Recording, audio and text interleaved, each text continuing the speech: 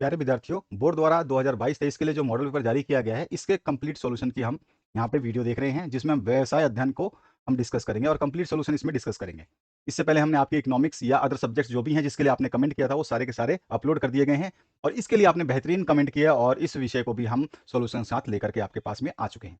सबसे पहले निर्देश देख लेते हैं एक बार, सेकंडों लगेंगे, जिसमें 10 बहुविकल्पीय प्रश्न हैं और साथ ही साथ 11 से 20 तक के प्रश्न जो है अति लघुत्तरीय प्रश्न हैं।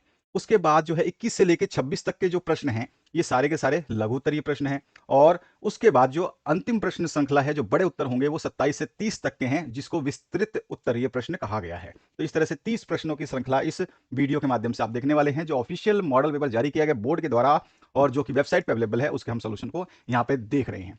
और मैं आपको बता दूं, बहुत सारे बच्चे जो है क्या करते हैं, जनरली वीडियो तो देखते हैं लेकिन चैनल को सब्सक्राइब नहीं करते हैं, घंटी का बटन नहीं दबाते हैं, जिसके माध्यम से उनको सॉल्यूशंस नहीं मिल पाते हैं और बाद में पछताते हैं कि सर आपने तो सारे वीडियो डाल दिए थे और जिसमें से प्रश्न भी आए थे हमारे बोर्ड परीक्षा में या हमारी परीक्षाओं में, लेकिन हमने वो वीडियो देखा नहीं था। तो इस पछतावे को दूर करें और हर वीडियो को देखने के लिए नोटिफिकेशन आइकन को जरूर ऑन करें, सब्सक्राइब कर लें चैनल को, ताकि आपका बेनिफिट होता रहे।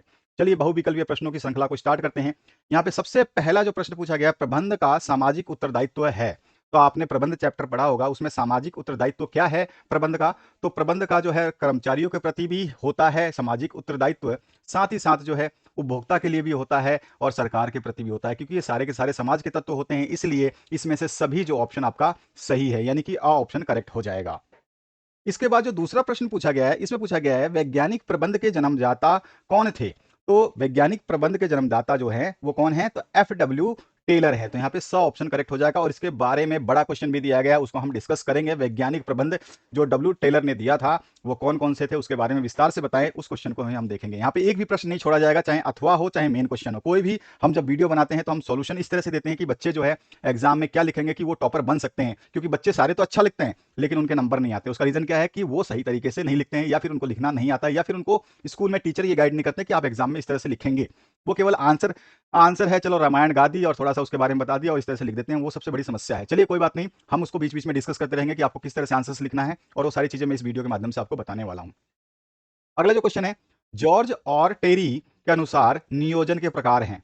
तो जॉर्ज और टेरी के हिसाब से नियोजन के कुल जो प्रकार हैं वो टोटल 4 हैं। अगर वो 4 हैं तो आप मुझे बताइए कि ये 4 प्रकार जो हैं, जहां पे मैंने बताया कि 4 प्रकार होते हैं, ठीक है, ये 4 प्रकार कौन से हैं, कौन 4 प्रकार कौन से हैं, ये आप मुझे कमेंट सेक्शन में बता दीजिएगा। ठीक है, ये कमेंट सेक्शन में आप बता सकते हैं। अगर आपने तैयारी करी है तो आप मुझे बता सकते हैं, कमेंट कर सकते हैं। अगर आपने तैयारी नहीं करी है तो ऑब्वियस सी बात है, आप कमेंट नहीं कर पाएंगे। और दूसरी बात एक और बता देता हूं, जो जो चीजें हमें बताई जा रही है, बड़े गांठ बांध करके सुन लेना। हर वीडियो को स्पेशली आपके लिए बहुत ही संगठित तरीके से, बहुत ही स्पेशल तरीके से लिखा जाता है और हर वीडियो में हमारे जो सोल्यूशन होते हैं, पूरे यूट्यूब या पूरे किसी वेबसाइट पर आप जा करके सर्च कर लो, आपको ये सारी चीजें नहीं मिलेंगी। बताऊंगा बीच बीच में, आपको टोकता रहूंगा, समझाता रहूंगा, कोशिश रहेगी कि आप समझ जाएं। और अभी आपके पास समय नहीं है तो आपके पास क्या है, फोकस। तो अपना फोकस मेंटेन करें, सब कुछ ओके हो जाएगा।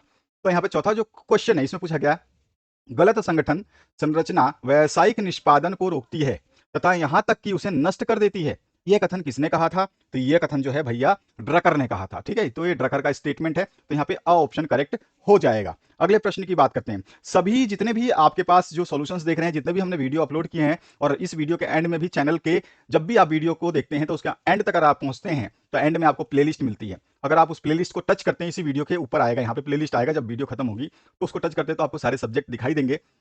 और उनमें से जो आपको सब्जेक्ट आपके पास है, चाहे वो साइंस हो, आर्ट्स हो या कॉमर्स हो, सभी के सब्जेक्ट सॉल्व किए जा रहे हैं, तो उनको सभी को देख लें, क्योंकि वो ऑलरेडी अवेलेबल करा दिए गए हैं और समय समय पर आपके लिए मैक्सिमम सब्जेक्ट के सॉल्यूशंस दे दिए गए हैं, जो आपके बोर्ड परीक्षाओं में क्वेश्चन पूछे जाएंगे। तो बार बार मैं आपको रिपीट करता रहता हूँ बीच बीच में कि ये चीज आपको करनी है।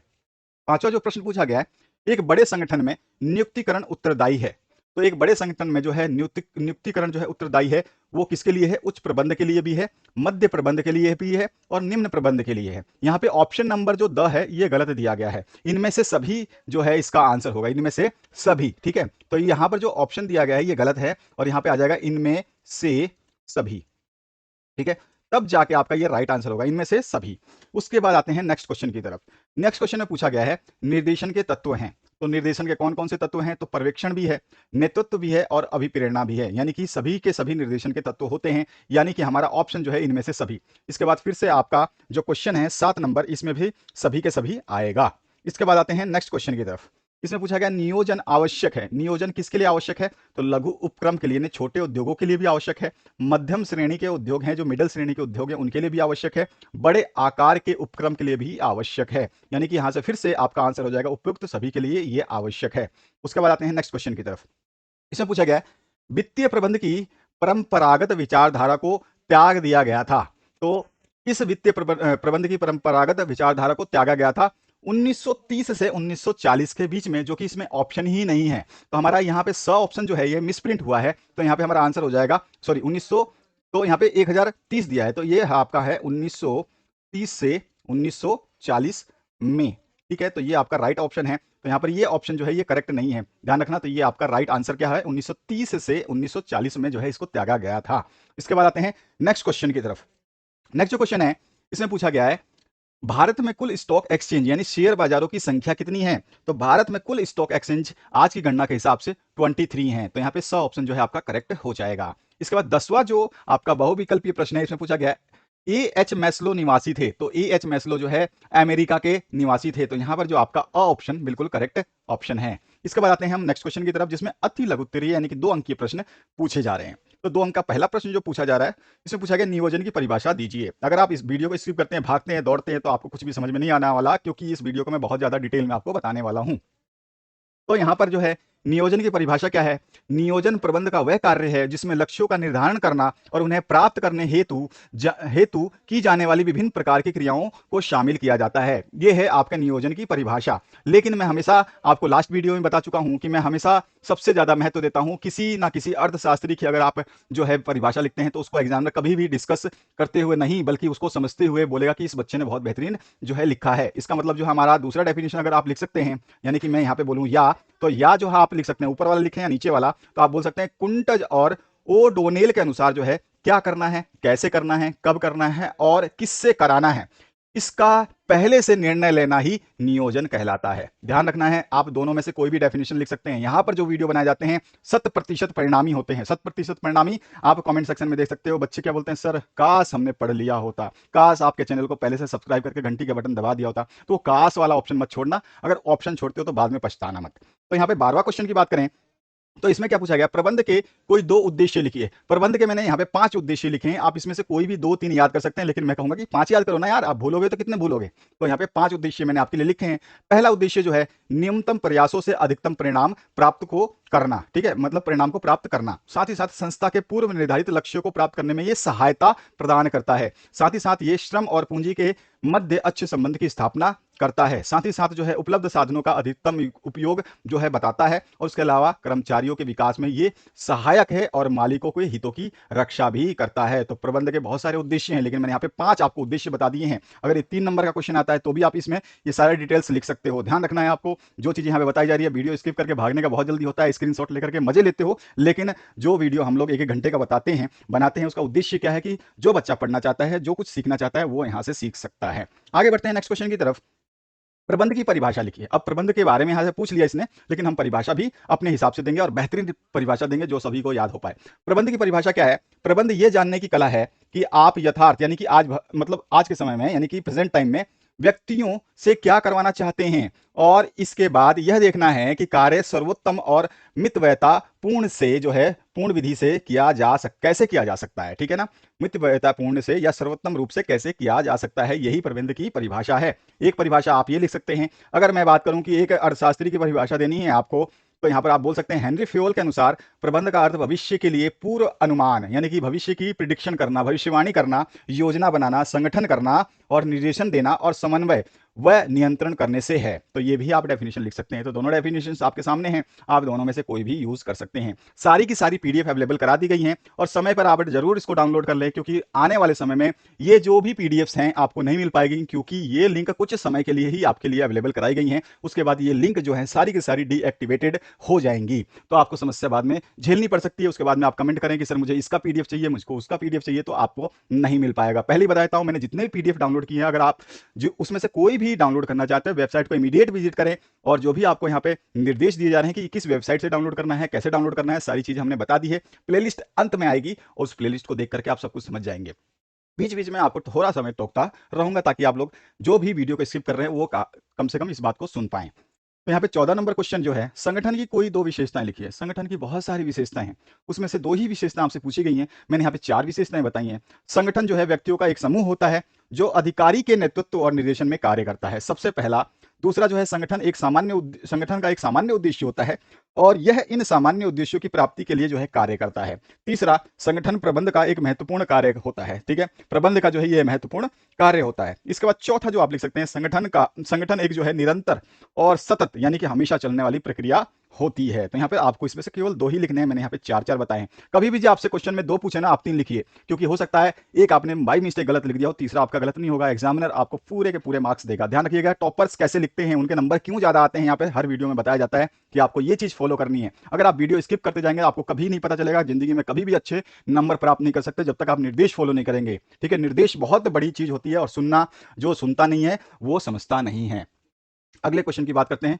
नियुक्तिकरण का अर्थ लिखिए। नियुक्तिकरण मतलब हमारे को नियुक्त करना, किसी व्यक्ति को जो है कार्य पे लगाना है। तो नियुक्तिकरण का अर्थ होता है लोगों को कार्यरत करना, यानी कि काम पे लगाना। नियुक्तिकरण जो है ये पूरा एक साथ में है। नियुक्तिकरण जो है आज से संगठन में स्थापित विभिन्न पदों पर पद के महत्व के अनुसार योग्य व्यक्तियों को नियुक्त करने से होता है। ठीक है, तो ये आपका definition, simple definition, 2 marks gain कर जाओगे आप। तो बहुत ध्यान से सब कुछ पढ़ते जाना, समझते जाना। जो चीज़ यहाँ बताई जा रही है, केवल मैं जानता हूँ कि मैं पढ़ रहा हूँ और हिंदी में लिखा हो, आप भी पढ़ सकते हो, लेकिन आप उसको समझ नहीं पाओगे और वहाँ पे क्या लिखना है वो चीज़ आपको निर्देश में दे रहा हूँ।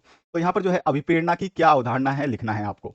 तो अभिप्रेरणा की अवधारणा व्यवहार के कारणों की व्याख्या पर केंद्रित है। अभिप्रेरणा एक आंतरिक शक्ति है जो व्यक्ति को कार्य करने के लिए प्रेरित करती है। तो यहां से आप 2 नंबर ले सकते हैं। उसके बाद 17वां जो क्वेश्चन है, यहां पूछा गया है वित्तीय प्रबंध की परिभाषा लिखनी है। तो वित्तीय प्रबंध का सबसे पहले परिभाषा अगर हम बात करें तो हम यहां पर देखिए कैसे लिखते हैं। वित्तीय प्रबंध का क्या अर्थ है? वित्तीय प्रबंध से आशय किसी व्यावसायिक उपक्रम की कुशल वित्तीय व्यवस्था से है। ठीक है, वित्तीय प्रबंध का मतलब क्या है? किसी भी व्यवसाय को जो है हम उसके वित्तीय व्यवस्था को स्थापित करते हैं और उसको सही तरीके से चालू करते हैं या फिर उसको लगाते हैं, तो ये इसको वित्तीय व्यवस्था प्रबंध कहते हैं। वित्तीय प्रबंध जो है एक विशेष क्रिया है जिसके अंतर्गत वित्तीय नियोजन या फिर नियंत्रण या फिर वित्त प्रबंध के कार्य किए जाते हैं। तो आप ये डेफिनेशन भी लिख सकते हैं या फिर आप ये डेफिनेशन भी लिख सकते हैं। और उसके बाद मैंने एक अर्थशास्त्री को फिर से जोड़ा है जहां पर बोला गया है गुथमैन या डुग्गल के अनुसार जो है आप बोल सकते हैं वित्तीय प्रबंध का संबंध ऐसी गतिविधियों से है जो व्यवसाय में प्रयुक्त कोषों के नियोजन,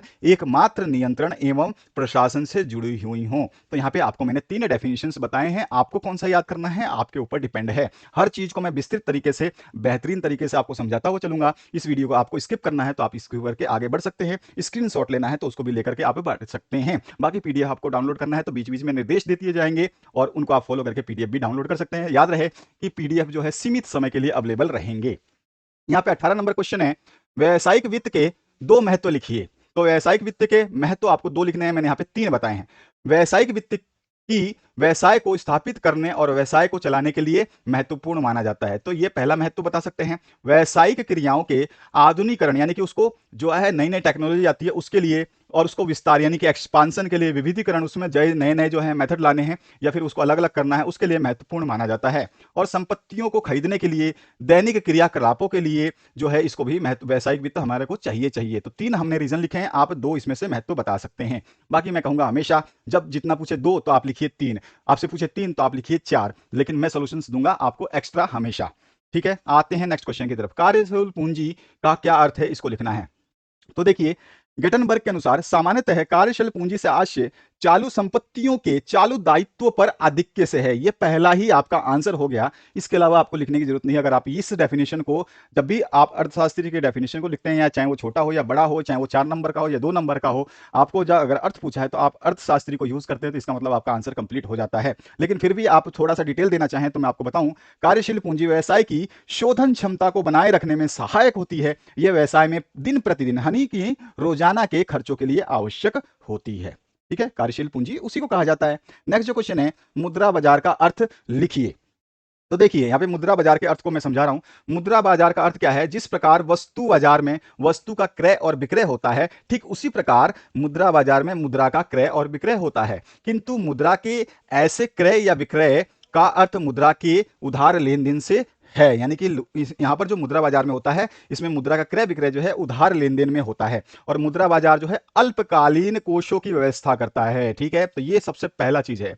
और यहाँ पर हम अगर आपको इसको लिखना चाहें तो आप जो है या ऑप्शन भी यूज कर सकते हैं। मुद्रा बाजार वह जगह है जहां अल्पकालिक कार्यकाल दायित्व जैसे कि ट्रेजरी बिल, वाणिज्य पत्र या पेपर बोलते हैं, और बैंकरों की स्वीकृति आदि खरीदे या बेचे जाते हैं। ठीक है, तो ये दूसरा डेफिनेशन है। तो आपके ऊपर डिपेंड है, हर चीज में आपको बेहतरीन देने की कोशिश कर रहा हूं, और आने वाले समय में जो है आपने जो चीज अनुभव की है और जो चीज आपको चाहिए वो भी मिलते रहेंगे, और जो आप सोच रहे थे, पहले सोच रहे थे, यानी ध्यान रखना, आप जो सोच रहे थे, पास्ट टेंस की बात कर रहा हूं, जो आप सोच रहे थे वो ऑलरेडी अपलोड किए जा चुके हैं, और जो आप सोच रहे हैं यानी कि प्रेजेंट में आप जो सोच रहे हैं वो अपलोड किए जाएंगे, यानी कि फ्यूचर की बात कर रहा हूं। ध्यान रखना है आप इन दोनों चीजों को, आपने जो पास्ट में सोचा था वो अपलोड कर दिए गए हैं, और जो आप अभी प्रेजेंट में सोच रहे हो वो फ्यूचर में अपलोड कर दिए जाएंगे। घंटी का बटन दबा करके सब्सक्राइब कर लेना, क्योंकि आपको नोटिफिकेशन तभी मिलेगी जब आप इसके सब्सक्राइब करके बेल आइकन को क्लिक कर दोगे। बाद में पछताना मत कि सर ने तो सब कुछ डाल दिया था, क्योंकि हर बच्चे का लास्ट में यही कमेंट होता है कि सर काश मैंने पढ़ लिया होता, काश मैंने सब्सक्राइब कर लिया होता, काश मैंने बटन दबा दिया होता, तो मुझे पता चल जाता कि आपने ये क्वेश्चंस डाल दिए हैं। तो याद रखना, यहाँ पे जो भी क्वेश्चन डाले जाते हैं एकदम सटीक टू सटीक एग्जाम में आने वाले क्वेश्चनों को डाला जाता है। तो आगे बढ़ते हैं नेक्स्ट क्वेश्चन पे, जहां पे लघु उत्तरीय प्रश्न पूछे जाएंगे। 5 अंकों के सारे प्रश्न की श्रृंखला आप देखने वाले हैं। इसके बाद में 10 अंक के प्रश्न, जितने भी आपके 10 मार्क्स के क्वेश्चन है उनको हम डिस्कस करने वाले हैं। तो यहाँ पे 21वां नंबर क्वेश्चन है, प्रबंध विज्ञान एवं कला दोनों हैं, इसकी व्याख्या करनी है। तो देखिए ध्यान से और समझिएगा ध्यान से, क्योंकि यहाँ पर जितने भी सॉल्यूशंस दिए गए टॉप मोस्ट, मैं कह रहा हूँ, किसी वेबसाइट पे, किसी बुक में, किसी गाइड में, किसी भी जो सीरीज आप खरीदते हैं, पता नहीं कितनी कितनी सीरीज आप खरीदते हैं, उनमें कहीं पे भी नहीं मिलेगा। क्योंकि ये जो सॉल्यूशंस बनाए जाते हैं, हम पहले स्टडी करते हैं, हमारे को एक सॉल्यूशन, एक पेपर को करने में एक बच्चे की दृष्टि से हम करते हैं कि एक बच्चा कैसे समझ पाएगा, और उसमें हमारे को 8-8 घंटे, 7-7 घंटे, 6-6 घंटे, 5-5 घंटे लगते हैं, जो कि पेपर में 1 घंटे में सॉल्व कर सकता हूँ। लेकिन मैं सॉल्व नहीं करना चाहता, मैं आपको समझाना चाहता हूँ, और आपको वो चीज बताना चाहता हूँ जिसको आपने ना तो स्कूल में सीखा होगा, ना कहीं किसी वेबसाइट से या किसी यूट्यूब चैनल से आप सीख पाओगे। तो यहाँ पर 21वां क्वेश्चन, प्रबंध विज्ञान और कला दोनों हैं, व्याख्या करनी है आपको। तो सबसे पहले हम कुछ व्यक्तियों के दृष्टिकोण में प्रबंध जो है एक कला है, जबकि कुछ व्यक्ति जो है सोचते हैं ये एक प्रबंध क्या है, विज्ञान है, जिसको हम निम्न रूप से समझ सकते हैं। इसमें सबसे पहले हम समझते हैं कि विज्ञान एक जो है कला है। तो विज्ञान कला के रूप में हम समझते हैं, तो विज्ञान कला के रूप में क्या है, प्रबंध को सामान्यतः कला के रूप में समझा जाता है, क्योंकि कला का अर्थ किसी कार्य को करने अथवा किसी उद्देश्य की प्राप्ति के लिए ज्ञान एवं कुशलता का उपयोग करना है। कला जो है ठोस परिणामों को प्राप्त करने का, यानी कि जो आप परिणाम चाहते हैं वही मिले, ठोस का मतलब है वही मिले, तो कला ठोस परिणाम को प्राप्त करने का तरीका है। अतः इसे कला की संज्ञा देना गलत नहीं है, क्योंकि प्रबंध का उद्देश्य, क्योंकि रीजन बता दिया हमने, क्योंकि प्रबंध का उद्देश्य किसी उपक्रम में सार्थक परिणाम को प्राप्त करना होता है। साथ ही साथ प्रबंध की कुशलता में उसके दैनिक अनुभव और अभ्यास की वृद्धि भी होती है। तो यहाँ पे 2 रीजन से हम बता सकते हैं प्रबंध जो है कला के रूप में भी माना जाता है।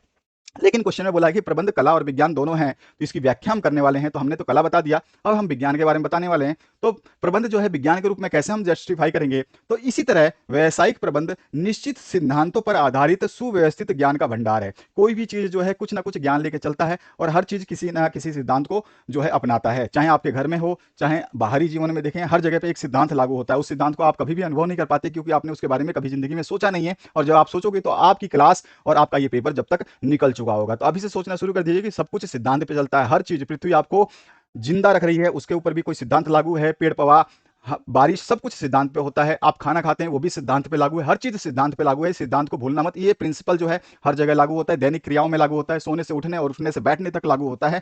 मतलब प्रति सेकंड एक सिद्धांत काम करता है। इसको आप नहीं समझेंगे क्योंकि ये फिजिक्स का है। तो चलिए, यहाँ पर हम बीएसटी में डिस्कस कर रहे हैं, और हम जो चीज डिस्कस करते हैं वो हम हर चीज को, नॉलेज को लेके चलते हैं। यानी कि केमिस्ट्री भी देते हैं आपको, फिजिक्स भी देते हैं, आपका बायोलॉजी भी देते हैं, बीएसटी देते हैं, इकोनॉमिक्स देते हैं। तो सभी का निचोड़ जब हमारे पास होता है तो हम समझ पाते हैं कि हर सब्जेक्ट में कौन सी चीज महत्वपूर्ण है और कौन सी विरोधी।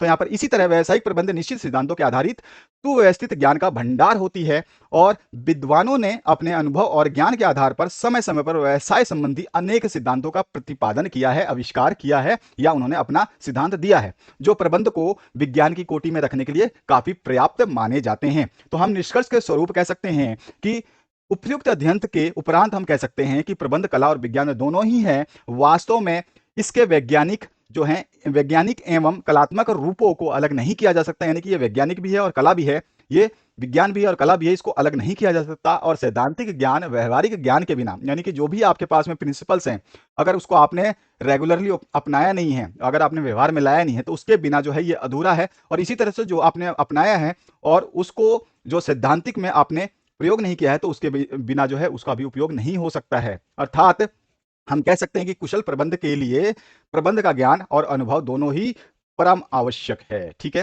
तो ये आपको समझ में आ चुका होगा। निष्कर्ष के द्वारा हमने बता दिया 5 नंबर के क्वेश्चन में बहुत ही कम लिखा और बेहतरीन लिखा, और इसी तरह से आपको एग्जामिनर को संतुष्ट करना होता है। एग्जामिनर के पास ज्यादा समय नहीं होता कि आपकी कॉपी को 1 घंटे तक बैठ के पढ़े बच्चे ने क्या लिखा होगा। बच्चे ने तो कुछ भी लिखा हुआ, एग्जामिनर आपको 2 मिनट देगा, 2 मिनट से ज्यादा मैक्सिमम 3 मिनट, 3 मिनट से कभी भी एग्जामिनर एक कॉपी को नहीं देता है, ध्यान रखना। अगर एग्जामिनर एक कॉपी को आधा घंटा या 15 मिनट या 20 मिनट देगा तो आपका रिजल्ट आएगा 4 महीने बाद, जो कि पॉसिबल नहीं है। ठीक है, आपका नया सेशन जो है लागू हो जाता है। तो ये भी आपको ध्यान रखना है। हर चीज यहाँ पे बताई जाती है जो आपने कभी सीखी नहीं होगी या फिर आपको किसी ने बताया नहीं होगा। आते समय चलते समय हर वीडियो में हम कुछ ना कुछ नई बातें सीखते रहेंगे। ध्यान रखना, वीडियो को अगर आपने सब्सक्राइब नहीं किया तो सब्सक्राइब कर लो, क्योंकि आने वाले जो विषय हैं वो आपको धोखा दे सकते हैं, क्योंकि आपको पता ही नहीं चलेगा कब विषय आए और कब चले गए। हर वीडियो आती है, उसके पीछे नया वीडियो जो है जो हमने आज डाला है वो नीचे चला जाएगा, और इस तरह से हर वीडियो नीचे चली जाती है और नया वीडियो ऊपर आता जाता है। ये ध्यान रखना है आपको। यहाँ पे पूछा गया नियोजन की सीमाएं क्या हैं, तो नियोजन की सीमाएं हम बता सकते हैं।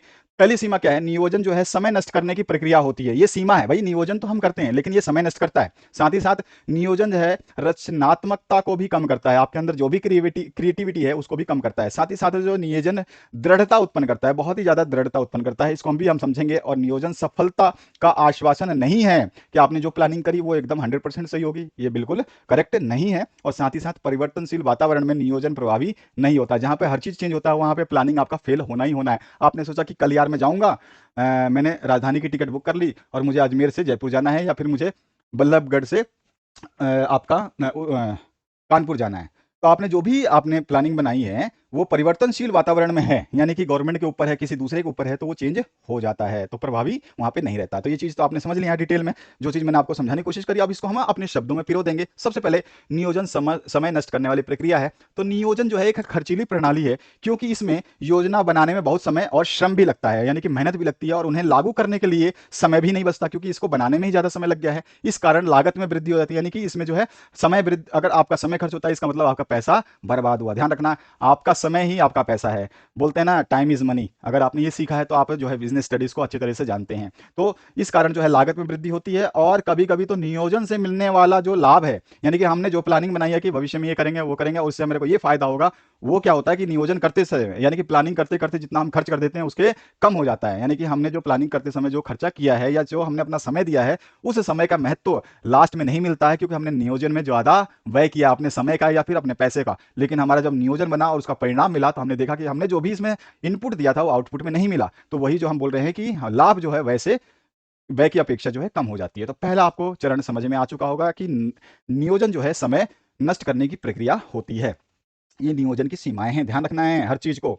इसके बाद जो दूसरा है, नियोजन रचनात्मकता को कम करती है। तो नियोजन रचनात्मकता को, यानी प्लानिंग जो है क्रिएटिविटी को कम कैसे करती है, तो नियोजन जो है उच्च प्रबंध द्वारा किया जाता है। हमेशा जो है टॉप लेवल के मैनेजमेंट जो है प्लानिंग करते हैं, आपके माता पिता प्लानिंग करते हैं। आपकी प्लानिंग नहीं चलती आपके घर में, तो आप समझ सकते हैं कि आपका घर ही एक जो है एक कंपनी है, और उसमें आप लोग सदस्य जो है काम करते हैं, और आपके माता पिता जो है एमडी या जो भी हैं, वहां पर जो है नियोजन कौन बनाता है, तो आपके माता पिता बनाते हैं। ऐसा कोई शख्स नहीं है जो अपनी जो है मनमानी करता हो और उसके माता पिता उसकी सुनते हो। ऐसा कभी भी नहीं हुआ है, और ऐसा होता है तो वो बच्चा समझ लो कि उसका कुछ नहीं होगा। चलो, नियोजन उच्च प्रबंध द्वारा किया जाता है, जो भी बड़े लोग हैं उनके द्वारा किया जाता है, जो अन्य स्तर की रचनात्मकता को कम करता है। यानी कि नियोजन जो आपके माता पिता ने कह दिया वो फाइनल है, आपके अंदर चाहे कितने भी गुण हो वो क्या हो जाएंगे, डिस्ट्रॉय हो जाएंगे, वहां पे कम हो जाएंगे।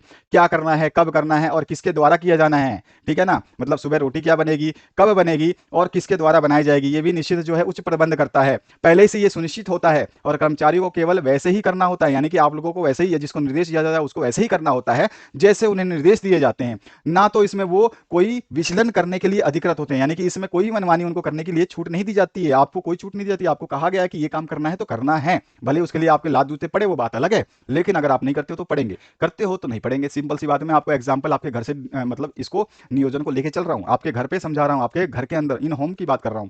तो और ना ही अपनी इच्छा अनुसार कार्य करने के लिए अनुमति मिलती है। और साथ ही साथ देखो, उसमें तो कोई बदलाव कर नहीं सकते जो डिसाइड कर दिया गया। साथ ही साथ ये भी नहीं बोला जाता है कि आप अपनी इच्छा हिसाब से कर लो भैया। तो ये चीज जो है यहाँ पे रचनात्मकता, यानी कि आपकी क्रिएटिविटी क्या होती है, कम हो जाती है, कम कर देता है ना आपकी रचनात्मकता को।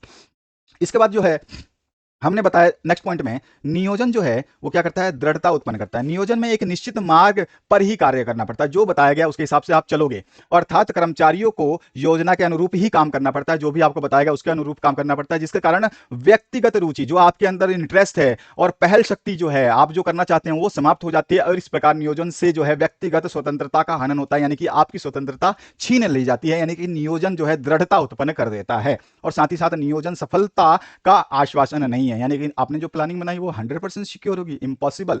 आज तक किसी की प्लानिंग जो 100% सिक्योर नहीं हुई है, क्योंकि उसमें जो प्रकृति भी शामिल है, और जब नेचर शामिल होता है तो हर चीज जो है आपके हिसाब से नहीं चल सकती है। उपक्रम की सफलता उचित योजना के उचित क्रियान्वयन पर निर्भर करती है। प्रबंध की पूर्व में आजमाई गई योजना पर विश्वास करने की प्रवृत्ति होती है कि भैया हमने जो पहले किया था यार वो तो सक्सेस हुआ था। हमने क्या बोला था, मैं क्रिकेट का एग्जांपल लेता हूं, रोहित शर्मा को स्ट्राइक पे दिया था या फिर ओपनिंग करवाई थी, तो उसने जो बेहतरीन परफॉर्मेंस दिया था, लेकिन आप उसी मैच को, यानी उसी सीरीज को, पहले मैच को आप देख चुके हैं, रोहित शर्मा ने 100 बनाया था, लेकिन जब दूसरा मैच उसी सीरीज का हुआ, दूसरा मैच जो हुआ नेक्स्ट डे हुआ या चौथे दिन हुआ, तो देखा रोहित शर्मा तो 0 पे आउट हुआ। प्लानिंग क्या हो गई, वहां पे फेल हो गई। प्लानिंग में आपने पहले क्या सोचा था, रोहित शर्मा को अगर फर्स्ट पोजीशन पे स्ट्राइक पे डालता हूं तो वो 100 बना रहा है, तो दूसरे मैच में भी इसको स्ट्राइक पे डाल रहा हूं 100 बनाएगा, ऐसा नहीं हुआ। तो समझ लेना, यहाँ पे हर चीजें बताई जा रही है, बारीकी से समझना, और बाकी आपको स्किप करना है तो भागते हुए निकल जाओ, कोई दिक्कत नहीं है, स्क्रीनशॉट ले लो और कोई टेंशन मत रखो, ठीक है, आप पढ़ते जाओ।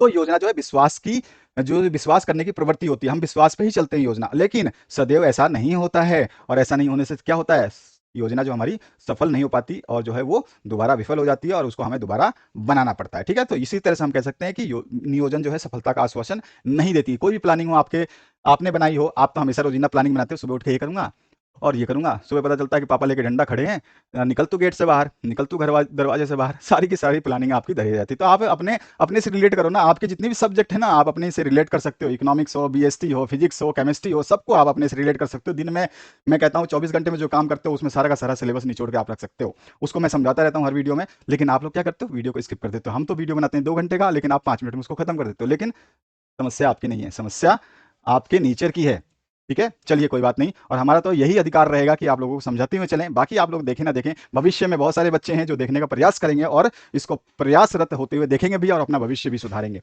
आने वाले समय में हम सब कुछ देखते रहेंगे और सब कुछ को निचोड़ जो है निचोड़ करते रहेंगे। यहाँ पर देखिए, नियोजन परिवर्तनशील वातावरण में प्रभावी नहीं होता। मैंने कहा कि जैसे जैसे परिवर्तन होता है नियोजन का काम ही नहीं है। तो नियोजन भविष्य के बारे में किए जाने वाला पूर्व अनुमान होता है, यानी कि हम भविष्य के लिए बनाते हैं, क्योंकि भविष्य अनिश्चित होता है। कल मैंने आज प्लानिंग बनाई, कल के पता चला कि मैं ही ना रहा, तो प्लानिंग गई तेल लेने। तो ऑब्वियस सी बात है ये परिवर्तनशील वातावरण के अनुकूल नहीं होती, ठीक है ना। तो हम सिंपल सी बात समझ चुके हैं। बाकी आप इसको, जो लैंग्वेज लिखी गई है यहाँ पर, इस लैंग्वेज को रटो, याद करो, क्योंकि मैं तो समझा रहा हूँ, लेकिन आपके समझ में बैठे ना बैठे वो बात की बातें हैं, लेकिन यहाँ पे जो चीजें लिखी गई है एकदम सटीक और सार्थक बातें, जो आपने दैनिक जीवन में जो चीज किया है वो चीज, हर चीज यहाँ पे आपको वही चीज बताई जाएंगी। नेक्स्ट क्वेश्चन की बात करते हैं, 23 नंबर, पूंजी एवं पूंजी संरचना में अंतर आपको बताना है। सबसे पहले कैपिटल की बात करें, जिसको हम पूंजी बात करते हैं, पूंजी बोलते हैं, तो पूंजी का तात्पर्य व्यवसाय के शुद्ध मूल्य से होता है। सबसे पहला पॉइंट हम लिखेंगे, 5 नंबर का अंक है तो उसके हिसाब से डिस्क्रिप्शन दे रहे हैं हम यहाँ पे। पूंजी जो है यह शुद्ध मूल्य व्यवसाय की कुल, मतलब जो शुद्ध मूल्य होता है, लेकिन शुद्ध मूल्य कैसे निकलता है, तो शुद्ध मूल्य जो है व्यवसाय की कुल संपत्ति में से सभी अल्पकालिक और दीर्घकालिक दायित्वों को घटा करके निकाला जाता है। पूंजी व्यवसाय के मालिकों द्वारा ही लगाई जाती है, और इसी प्रकार अंश पूंजी का अभिप्राय भी कंपनी द्वारा निर्गमित अंशों के जो है अंशों के दान मूल्य से है, ठीक है। तो यहाँ पे पेड अप दान मूल्य, ठीक है, यहाँ पे तो आपको दान कर देना है, क्योंकि कहीं पर क्या है स्पेलिंग जब हम लिखते हैं तो भैया हिंदी टाइप कर रहे हैं, हिंदी टाइप करते समय तो मिस्टेक हो सकती है, तो दान मूल्य से होता है। और साथ ही साथ जो हम बता सकते हैं कि जो आपकी नेक्स्ट जो पार्ट है इसमें क्या बता सकते हैं कि इसी प्रकार जो है आपकी पूंजी, मतलब इस प्रकार अंश पूंजी जो का अभिप्राय क्या होता है, कंपनी द्वारा निर्गमित अंशों के दान मूल्य से होता है, और इसमें ऋण पत्र और अन्य ऋण को शामिल नहीं किया जाता, यानी कि शामिल नहीं किया जाता, ठीक है, यहाँ पे शामिल नहीं किया जाता। तो यहाँ पर जो हमारा मिसप्रिंट है इसको हम सही करेंगे, जो है शामिल नहीं किया जाता, ठीक है, नहीं यहाँ पे क्या हो जाएगा, किया जाता, ठीक है। अब जो नेक्स्ट पार्ट है इसकी बात करें, पूंजी संरचना, यानी कि कैपिटल स्ट्रक्चर की बात कर रहा है, पूंजी संरचना की बात कर रहा है। तो पूंजी संरचना में क्या होती है, पूंजी संरचना का अभिप्राय पूंजी के दीर्घकालीन स्रोतों से प्राप्त कोषों के अनुपात से है, जैसे कि अंश पूंजी हो, पूर्व अधिकार अंश पूंजी हो, दीर्घकालीन ऋण हो, या आरक्षित आय इत्यादि हो, जो भी आपका रिजर्व आय है। उसके अलावा क्या हो सकता है, पूंजी संरचना जो है प्रबंध का मुख्य उद्देश्य क्या होती है, स्थायी पूंजी और ऋण पूंजी में संतुलन बनाए रखना होता है। पूंजी संरचना में दीर्घकालीन कोषों यानी पूर्व अधिकार अंश ऋण पत्र को शामिल किया जाता है, और पूंजी संरचना के अंतर्गत जिन प्रतिभूतियों द्वारा पूंजी एकत्रित की जाएगी उनके प्रकार और उनका अनुपात भी निश्चित किया जाता है। तो ये सारी चीजें जो है इसमें शामिल होती हैं। नेक्स्ट जो पार्ट है उसकी बात करें तो यहाँ पे जो बोला गया है चयन प्रक्रिया में साक्षात्कार, यानी कि जब भी आप चयन करते हैं, सिलेक्शन करते हैं, तो उसमें आप जो इंटरव्यू लेते हैं उसका क्या महत्व है उसको बताना है। तो चयन प्रक्रिया में साक्षात्कार को महत्व को इस तरह से समझा जा सकता है। साक्षात्कार नौकरी के लिए आवेदन की उपयुक्तता का आकलन करने हेतु आवेदन और साक्षात्कारकर्ता जो इंटरव्यू लेता है उसके बीच मौखिक यानी कि बातों वाली जो है यानी कि मौखिक वार्तालाप या आमने सामने बातचीत है। यह एक चयन तकनीक है जो साक्षात्कारकर्ताओं को प्रार्थी जो इंटरव्यू दे रहा है उसके व्यवहार और प्रत्यक्ष रूप से मूल्यांकन करने में सक्षम बनाती है। साक्षात्कार का उद्देश्य जो इंटरव्यू का उद्देश्य होता है, जहां एक और असक्षम और अयोग्य लोगों को पत्रों की जांच करके आवेदनों को छटनी करना होता है, वहीं दूसरी ओर योग्य व्यक्तियों के को जो है कार्य की प्रकृति, कैसी कार्य, क्या कार्य करना है, सेवा की क्या शर्त है, वेतन क्या होगा, उत्तरदायित्व, आपकी रिस्पॉन्सिबिलिटी क्या होगा, इस स्थायित्व तो आदि के बारे में जो सामान्य जानकारी जो इसमें प्रदान की जाती है। और साक्षात्कार के दौरान जो आवेदकों से शिक्षा, अनुभव, प्रशिक्षण, रुचि, आयु आदि के बारे में प्रश्न पूछे जाते हैं जिनसे जो है उनकी पूर्ण जानकारी प्राप्त होती है। यानी कि हम कह सकते हैं चयन प्रक्रिया में साक्षात्कार यानी कि इंटरव्यू के निम्न महत्व हैं, ये इंपॉर्टेंस है कि यह पता लगाना कि प्रार्थी को नौकरी के लिए जो प्रार्थी जो आपके पास आया है वो नौकरी के लिए उपयुक्त है या नहीं है, साथ ही साथ उसकी शैक्षिक डिग्री और उसके ज्ञान दोनों के दोनों सही हैं या नहीं है।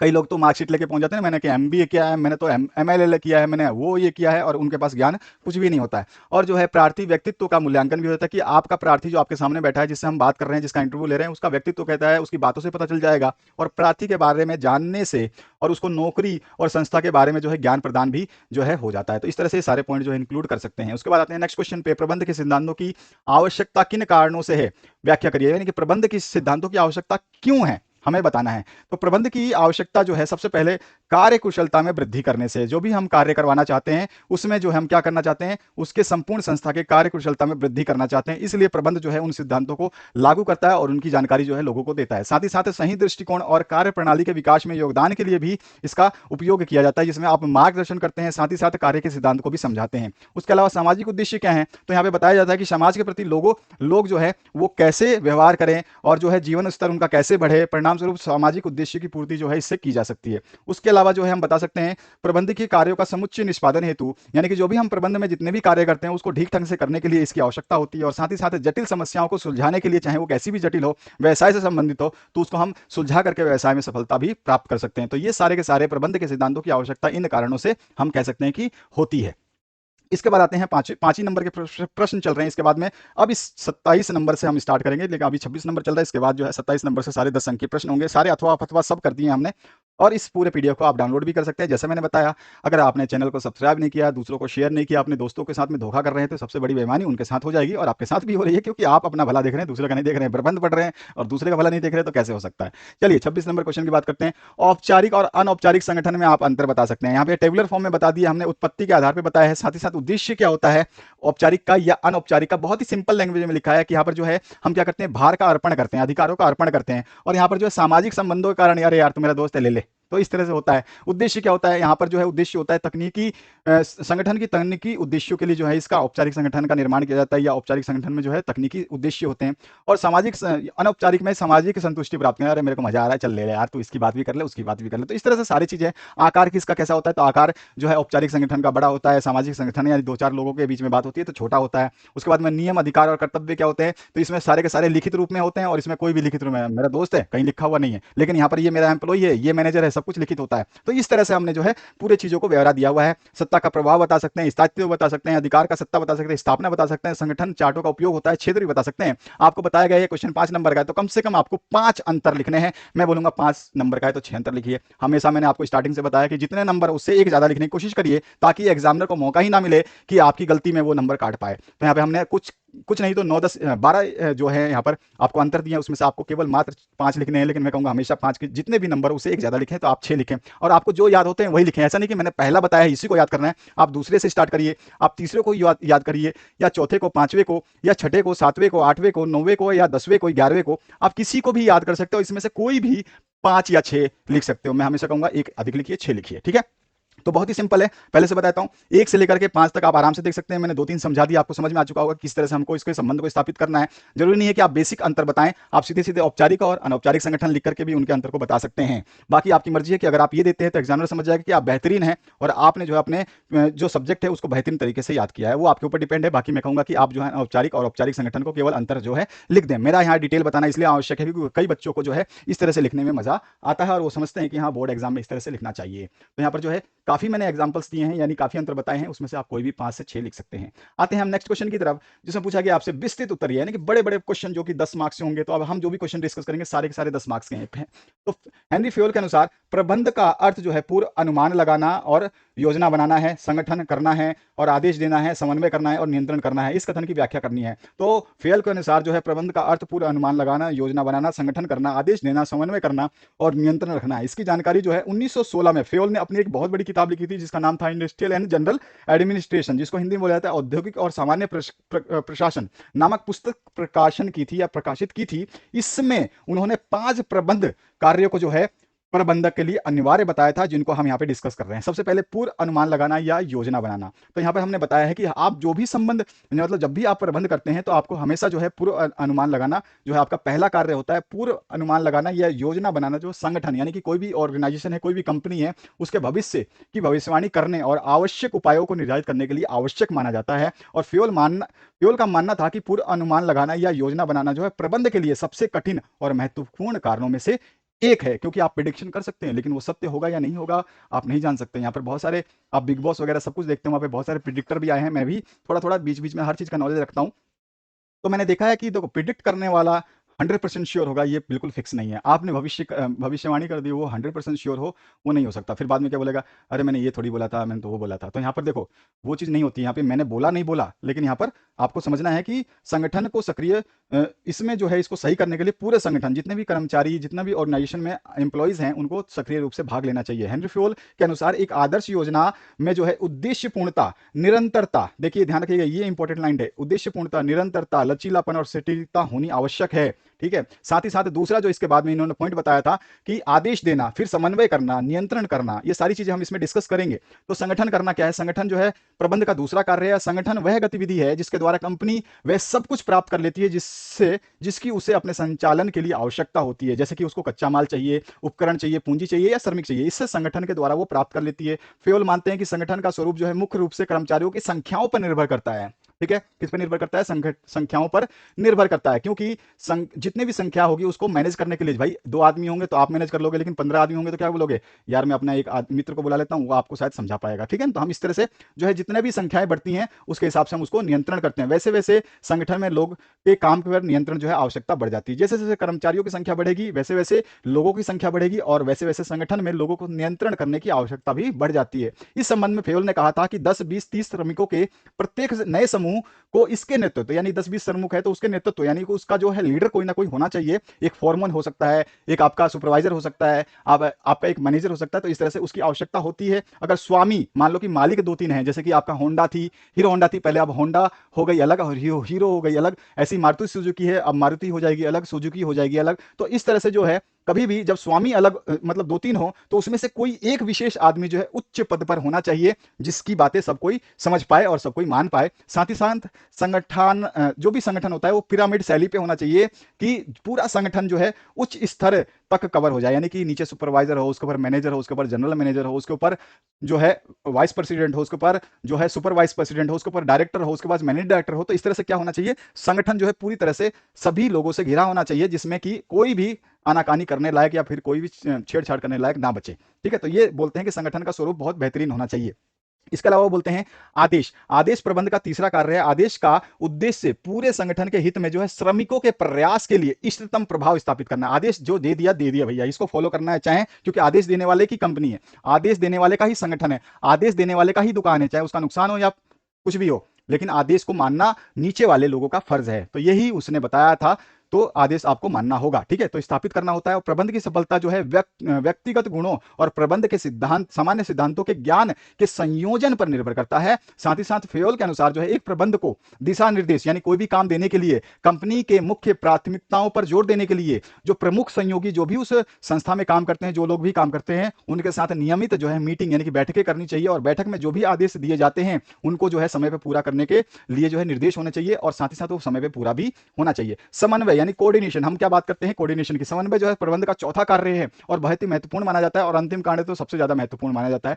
समन्वय का उद्देश्य क्या होता है? विभिन्न गतिविधि जो भी चल रहे हैं उसके बीच में जो है आपस में क्या तालमेल बैठाना चाहिए। जैसे हम कबड्डी खेलते हैं या कोई भी गेम खेलते हैं तो हमारे क्या टीम होती है ना। अगर उसके बीच में सामंजस्य ना हो, मैं बोलूं कि मैं बॉलिंग कर रहा हूं और मैंने बहुत ही अच्छी बॉलिंग करी है और उसमें कैच निकला तो मेरे को क्या है, मैं जानता हूं यार मेरा दोस्त है यानी कि मेरे टीम का आदमी है, वो जरूर कैच पकड़ लेगा, लेकिन वो खड़ा है वहां पे हाथ फैला के, हट कौन कैच पकड़ेगा यार, पढ़ने दे बॉल को, साला वो तो मेरा दुश्मन है। कुछ भी हम मतलब अपने मन में ये सब चीजें सोचते हैं, तो ये सब चीजें वहां पे नहीं आती। समन्वय बहुत ही यानी कोऑर्डिनेशन की बात हम जब करते हैं तो कोऑर्डिनेशन स्थापित होना चाहिए, तभी कोई भी ऑर्गेनाइजेशन, कोई भी घर या कोई भी परिवार चल सकता है। अगर आपस में मतभेद है तो सब कोई अरे भाड़ में जाए, तेरी कौन सुनता है? तूने समझा दिया, भाड़ में जा, इस कान से सुना उस कान से निकाल दे। ये सब चीजें चलती है, हर घर में चलती है, और हर ऑर्गेनाइजेशन में, हर फील्ड में, चाहे वो क्रिकेट हो, फुटबॉल हो, हॉकी हो, घर हो, परिवार हो, सदस्य हो, सब में चलता है। तो समन्वय अगर नहीं है तो वो घर बिखर जाता है, वो ऑर्गेनाइजेशन बिखर जाती है, वो फील्ड बिखर जाता है, वो मैच बिखर जाता है, हर चीज टूट जाता है। ध्यान रखना। तो अच्छा समन्वय कार्य को जो है क्या बनाता है? सुगम बनाता है। यानी हमारे अंदर कोऑर्डिनेशन है तो हम हर चीज कर सकते हैं, बेहतरीन कर सकते हैं, और जो है कामकाज को अधिक सफल बनाने के लिए जो है इसका सबसे ज्यादा महत्व होता है। ठीक है, ये सब चीज समझ चुके होंगे। अगले प्रश्न, इसी में अगला जो पार्ट है नियंत्रण।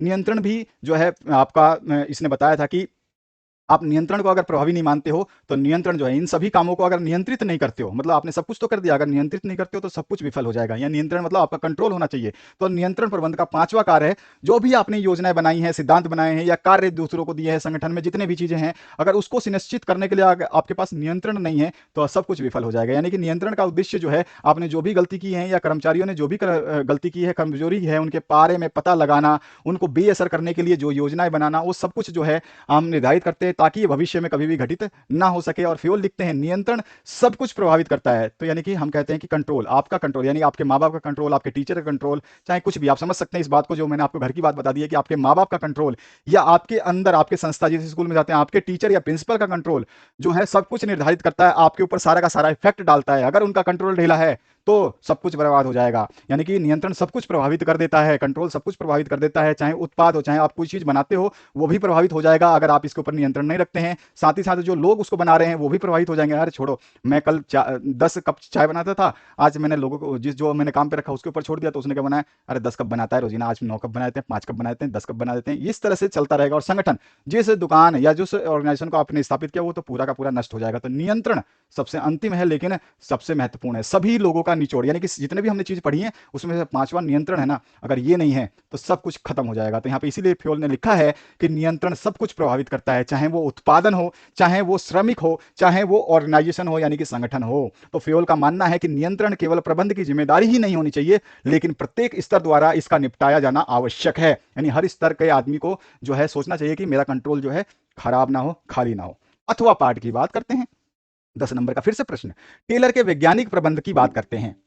इसमें बोला गया है कि भाई टेलर के वैज्ञानिक प्रबंध सिद्धांतों की व्याख्या करो। कुछ भी नहीं है, टेलर का वैज्ञानिक प्रबंध क्या है? कुछ भी नहीं है, बहुत सिंपल सी चीज है। तो देखो, प्रबंध की कमजोरियों पर विजय प्राप्त करने के लिए टेलर ने प्रबंध द्वारा अपनाए जाने वाले सिद्धांतों को प्रस्तुत किए, जिन्हें वैज्ञानिक प्रबंध के सिद्धांत कहा जाता है, जो निम्नलिखित है। और टेलर ने जो है ना, इस सिद्धांत को ऐसा नहीं है कि मतलब ऐसे ही लिख दिया। टेलर जिस कंपनी में, आपको मैं थोड़ा सा याद दिलाना चाहूंगा या फिर जो भी आपने नहीं सुना अनसुनी कहानी की बताना चाहूंगा कि टेलर जो इस कंपनी में काम करते थे, टेलर जो जन्मजात टेलर नहीं थे ना, टेलर बनने में उनको समय लगा, उनका बुढ़ापा निकल गया। आपने फोटो तो बुढ़ापे की देखी, जवानी की या बचपन की तो देखी नहीं। टेलर कैसे हैं? टेलर की आपने फोटो कैसे देखी है? बुढ़ापे की। तो उन्होंने अपना सारा जीवन जो है इस प्रबंध के ऊपर निकाला और उन्होंने प्रबंध का जो निष्कर्ष निकाला अपने जीवन में अपनाया। और मैं आपको ये चीज बताना चाहूंगा इस वीडियो के माध्यम से कि उन्होंने जिस कंपनी में काम किया था वहां पर इन्होंने जो प्रबंध के सिद्धांत स्थापित किए, ये सिद्धांत जो भी अब पढ़ने वाले हैं, इसको जब स्थापित किए तो आपको पता है उस कंपनी का मुनाफा उसी 10 रुपए में, जो पहले वो काम करते थे जब ये सिद्धांत नहीं उन्होंने अपनाए थे, यानी कि उन्होंने नहीं दिए थे, तब 10 रुपए में जो भी उत्पादन होता था, मान लो कि 10 रुपए में हम 10 रोटी बनाते थे, जब इन्होंने इस सिद्धांतों को लागू किया तो उसी 10 रुपए में 30 रोटी बनी, यानी कि 3 गुना उपलब्धि हासिल करी उसी कंपनी ने, उसी पैसे में और उसी श्रमिकों के हिसाब से जो है उन्होंने 3 गुना उपलब्धि हासिल कर ली, मतलब प्रॉफिट जो है 3 गुना बना दिया इन्होंने, केवल सिद्धांत के हिसाब से। पैसे नहीं लगाए, मशीन नहीं बढ़ाई, श्रमिक नहीं बनाई, केवल क्या बनाया, अपना सिद्धांत बनाया और उस सिद्धांत को स्थापित किया, लागू करवाया, जबरदस्ती लागू करवाया, चाहे कैसी भी लागू करवाया, लेकिन इस सिद्धांतों की वजह से जो है कंपनी ने 3 गुना मुनाफा करवाया और करा भी, और वहीं से टेलर का नाम प्रचलित हुआ और टेलर को दुनिया जानने लग गई। तो यहाँ पर होता है इसका आरंभ कि टेलर के वैज्ञानिक प्रबंध क्या है। तो पहला, टेलर जो बोलते हैं वैज्ञानिक प्रबंधों में कि विज्ञान जो है ना, विज्ञान है ना कि अंगूठे का नियम है। विज्ञान जो विज्ञान है वो अंगूठे का नियम नहीं है, यानी प्रत्येक कार्य जो है वैज्ञानिक विधि से किया जाना आवश्यक है। ऐसा नहीं कि भैया रात को नाखून मत काटो, क्यों नहीं काटो भैया, किस लिए नहीं काटो, आपको पता है नाखून क्यों नहीं काटते हैं? रीजन क्या है कि पहले के जमाने में लाइट नहीं होती थी, तो उस समय सोचा जाता था कि यार नाखून काटते समय कहीं ना कहीं हाथ ना कट जाएगी। उस समय नेल कटर नहीं होता था, उस समय लोग बाग ब्लेड से या पता नहीं किस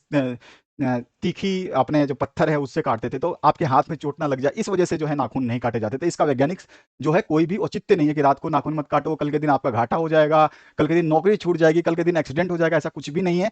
तो हम जो चीजें मान्यताओं में मानते आए हैं उसमें उन्होंने बताया कि भैया जो है विज्ञान विज्ञान है, उसको अंगूठे की तरह के अंगूठे वाला अंगूठा छाप नियम नहीं मानना है, यानी कि अनुभव द्वारा जो आपने सीखा है, ठीक है, उसको अपनाइए। परंपरा क्या कहती है उसको भूल जाइए, ठीक है ना। तो गलती करो लेकिन उसको सुधारना भी जो है आपका काम है। तो ये पहले बात में कहा। उसके बाद सामंजस्य ना कि संघर्ष। देखो हम कोई चीज लड़ते लड़ते ना बोलते हैं यार ये अब नहीं होगा, ये नहीं नहीं, आपको अगर एग्जाम में अच्छे नंबर प्राप्त करने हैं तो आपको क्या करना पड़ेगा, अपना तालमेल बैठाना पड़ेगा। और तालमेल जब भी बैठेगा जब आप उस किताब से या फिर उस दिनचर्या से दोस्ती कर लोगे। तो वही चीज यहाँ पे उन्होंने टेलर ने जो है एक ऑर्गेनाइजेशन यानी कि एक जो है संगठन के बारे में बताया था, ठीक है। आप इसको पढ़ोगे एकदम, इतने आपने इतने सारे क्वेश्चन देखे आपको समझ में सारा कुछ आया ना, तो यहाँ पर अभी अंतिम जो क्वेश्चन हैं ये भी आपको पूर्ण रूप से समझ में आएंगे। जहां जहां जरूरत होगी मैं टोकता रहूंगा, बताता रहूंगा। और अगर आपने चैनल को सब्सक्राइब नहीं किया है ना तो आप सबसे बड़ी गलती करोगे। मैं नहीं कहता हूं सब्सक्राइब करके बैठो यार, मेरा कोई फर्क नहीं पड़ता उससे, आपके लिए नुकसान होगा, बस इतना फर्क है कि आपका नुकसान होगा, बाकी आपकी। मैं कभी नहीं बोलता किसी वीडियो में, आज इस वीडियो में बोल रहा हूं क्योंकि मैं देख रहा हूं बच्चे मेरे को कमेंट करते हैं कि सर ये वीडियो डालो वो वीडियो डालो। और ऑलरेडी जो वीडियो मैं 2 महीने पहले डाल चुका हूं, आप मुझे 2 महीने बाद में डिमांड कर रहे हो, तो ऑब्वियस सी बात है इसका मतलब आपने सब्सक्राइब भी नहीं किया है और आपने नोटिफिकेशन बेल आइकन भी नहीं दबाई है, क्योंकि आप डिमांड कर रहे हो। ऑब्वियस सी बात है, आप डिमांड कर रहे हो, इसका मतलब आपको पता ही नहीं कि चैनल पे अवेलेबल क्या है। और सबसे बड़ी बात, मेरे चैनल पे हो तो अगर आपने प्लेलिस्ट नहीं देखी तो आपने सबसे बड़ी गलती करी अपने एग्जाम्स के समय में कि हमारी प्लेलिस्ट आपने विजिट नहीं करी, क्योंकि आपको वो सारी चीजें दे दी गई हैं जिनकी आपको आवश्यकता थी और जो एग्जाम में आने वाले हैं। चलिए समय समय पे आपको हर चीज बताते जाएंगे और बीच बीच में जो लिंक आ रही है वो पीडीएफ डाउनलोड करने के लिए लिंक है, उसको आप जरूर देखते रहें। संयोग न कि व्यक्तिवाद। तो यहाँ पर जो है ना मैं हूं ऐसा नहीं होना चाहिए। संगठन को उस उद्देश्य को प्राप्त जब भी कर सकते हैं जब हम जो है सभी को ले करके चलें। बोलते हैं ना अकेला चना भाड़ नहीं फोड़ सकता, इस तरह की बहुत सारी कहावतें हैं, यहाँ पर भी लिखा है हमने। तो उसी तरह से जो है वैज्ञानिक प्रबंध का मुख्य उद्देश्य क्या है, अधिकतम उत्पादन करना और न्यूनतम लागत लगाना, यानी कि कम से कम पैसे में सबसे ज्यादा उत्पादन करना। तो वो कब होगा, जब संयोग होगा। अगर मैं ही रहूंगा तो फिर कुछ भी नहीं होगा भैया। मैं तो यार इसी मशीन को देखूंगा, मैं दूसरी मशीन पे कोई आदमी नहीं है तो उसको देखूंगा भी नहीं, फिर तो हो गया, वो मशीन तो बंद ही रहेगी और वो मशीन बंद रहेगी, उसका मतलब उस पर उत्पादन जो होना था वो नहीं होगा।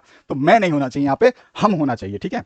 इसके बाद आते हैं, इसका जो नेक्स्ट नियम था उसने बोला था सीमित उत्पादन के स्थान पर अधिकतम उत्पादन। हम क्या सोचते थे कि यार 8 घंटे में मैं 4 रोटी या 10 रोटी खाता हूं, खाने की बात कर रहा हूं मैं। तो अगर हम सोचें तो हम वो 4 रोटी को 10 रोटी भी बना सकते हैं खाने के लिए, और 10 रोटी को 4 रोटी बना सकते हैं खाने के लिए। तो हमारे ऊपर डिपेंड करता है कि हम जो है श्रमिक को किस तरह से इस्तेमाल कर सकते हैं। और श्रमिक को इस्तेमाल करने का मतलब ये नहीं है कि उसको साबुन की तरह निचोड़ दो, कपड़े की तरह निचोड़ दो, धो दो।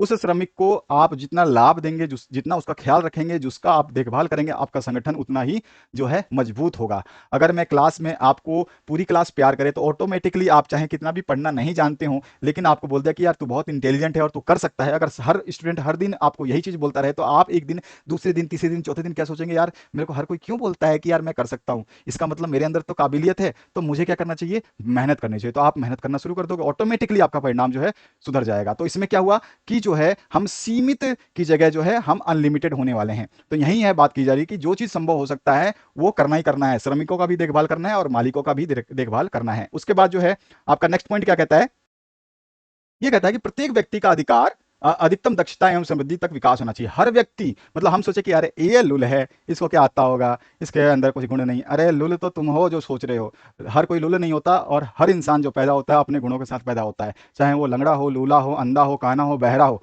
सबके अंदर गुण है और जो उसके अंदर है वो आपके अंदर नहीं है। अगर आप ये समझ लेते हो तो आप वैज्ञानिक प्रबंध को समझ लोगे, टेलर को समझ लोगे। जो टेलर ने अपने जीवन में ये उपलब्धि हासिल करी है, इसने किसी की भेद भावनाओं से नहीं करी है, अपने अनुभव से हासिल करी है, अपने आप को एकजुट करने की कोशिश से करी है। तो आप भी ये कर सकते हैं और सारी चीजें मैंने डिटेल में बताई है, हर चीज़ आपको मैं बताता जा रहा हूँ। तो इन सब तरह से आप जो है इस क्वेश्चन के आंसर को लिखेंगे, और टॉपर बनने से कोई रोक दे, माइकल लाल हो तो मुझे ही बता देना, ऐसा पॉसिबल नहीं हो सकता। हम जब भी सॉल्यूशन देंगे आपको बेहतरीन देंगे। अगला जो क्वेश्चन है, नियोजन के प्रकारों का वर्णन करना। नियोजन के प्रकार भाई बहुत सारे हैं, 10 नंबर के क्वेश्चन है तो ऑब्वियस सी बात है बहुत सारे होंगे। नियोजन जो है समय के आधार पर किया जाता है, नियोजन जो है स्तर के आधार पर किया जाता है, नियोजन जो है आंतरिक और बाहरी योजनाओं के आधार पर किया जाता है, और नियोजन जो है उपयोग के आधार पर भी किया जाता है। और इसी फिर समय के आधार पर नियोजन जो है अल्पकालीन और दीर्घकालीन होती है। इस तरह स्तर के आधार पर जो है ये आपका उच्च स्तर पे होती है, मध्यम स्तर पे होती है और निम्न स्तर पे भी होती है। आंतरिक और बाहरी नियोजन जो हम बात कर लेंगे तीसरे पॉइंट में, ये दो ही होती हैं, एक आंतरिक होती है, एक बाहरी होती है। और चौथा जो है उपयोग के आधार पर, तो एक स्थायी या फिर बोल सकते हैं बार बार योजनाएं बनाने का उपयोग हो सकता है, या फिर एकल ही उपयोग योजना हो सकती है।